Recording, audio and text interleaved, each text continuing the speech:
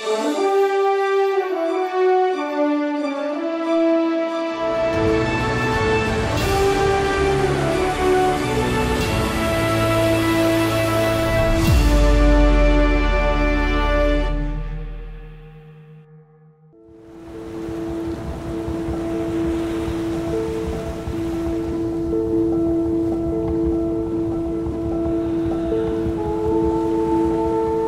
kasi malayo po sa yung hospital po namin dito, malayo.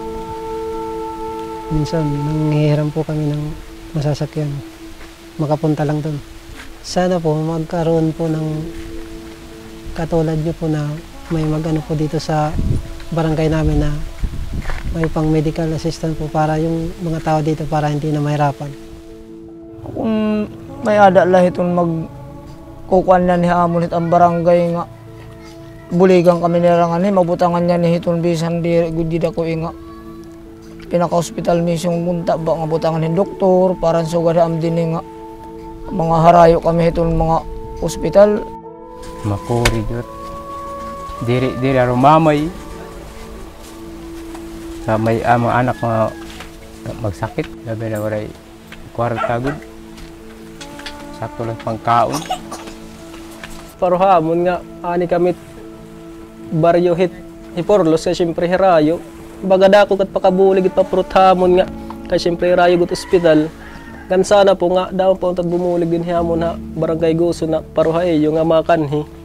Baga kay hirayo man tam pinaka kuan dito ospital.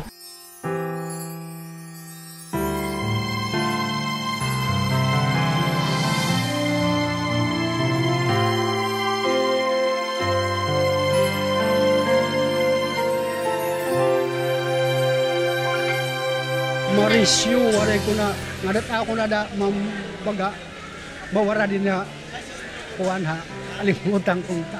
Mga din na ko na masusuga din yan, di na mababalik. Baga, talaga ko na, masaya, baga, kuwan ko ta akong kinabuhi nga. So, ganito, urong ka nakakarawat sa kan, hatag di da, maupay, pag reglado kami din, pila, reglado kami, waray ko na masisiring, waray ko na ibatihan din na namong pila nga, baga magulo. Salamat ang pagkuanhan pagdumaraban han MCGI. Di upayagad nga tanan ang medical nga gindarangan ni ang mga parteng medisina. Number 1 ma'am, number 1 ang di upay na talaga. Waray na gud masama kay kung masingad kanit iba dito nga mga check up may mabayad. Libre gud talaga. Damo gud talaga salamat. Thankful po kami para hanamong barangay kahit papaano may bulig nga inabot para haamon. Ang mga diri kaya magpakapalitan mga gamot, mga check-up. Kasi check-up mahal naman. Dako gihap mabulig para haamon. Sobrang masaya ako nga. Inani ka mo. Sobrang laki tulong amin. Kaya mayroong medical mission din sa Barangay Guso. First time ako nakaranas sa ganitong tulong na ako na nabulig sa amon. Natupad na ang wish ako nga may ana maabot din nga pareho tabang yan na. Sana marami pang darating. Pinasalamatan na po lahat. Pero ako po iuunahin siyempre ang ating mahal na Panginoon. Siya po ang susi, siya po ang nagdala sa atin dito na magtipon-tipon.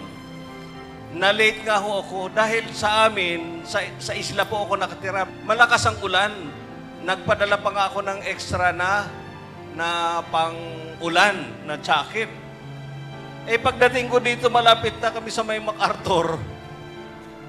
Maaliwalas. Tuyo yung daan.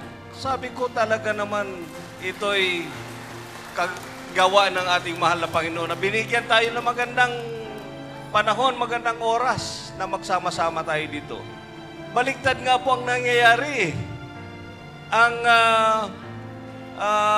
MCGI, kami pang binigyan ng parangal ng plake.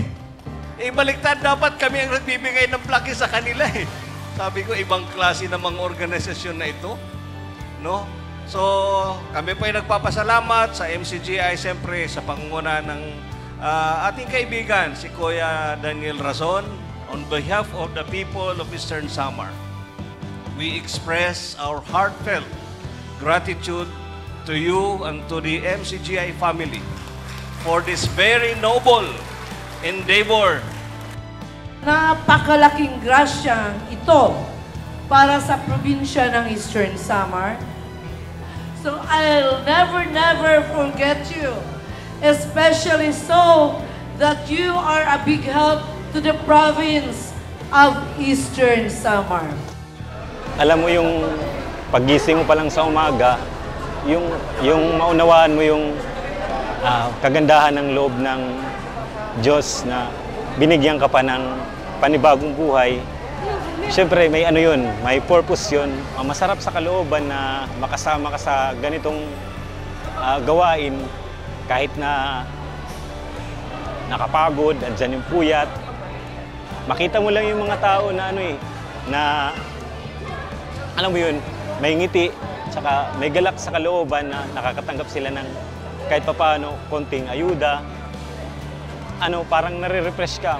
Di ko may paliwanag sa aking puso yung kasiyahan na nadarama na makabahagi sa ating gampanin sa event na to.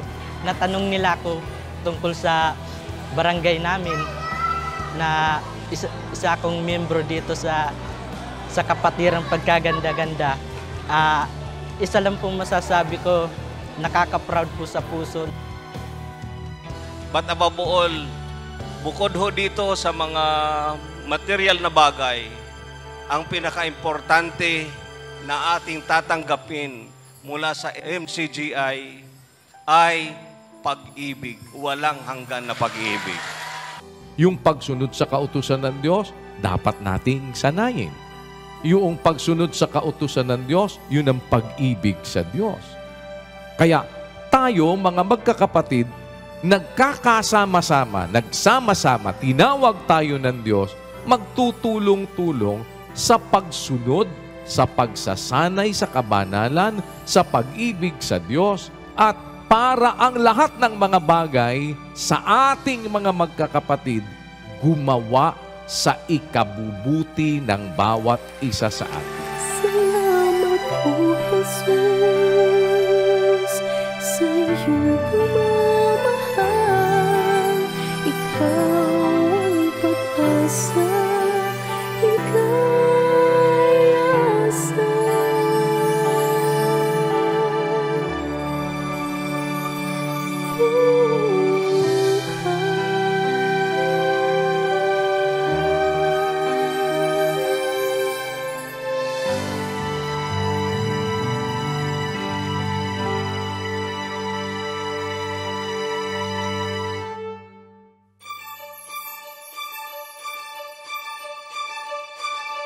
Oh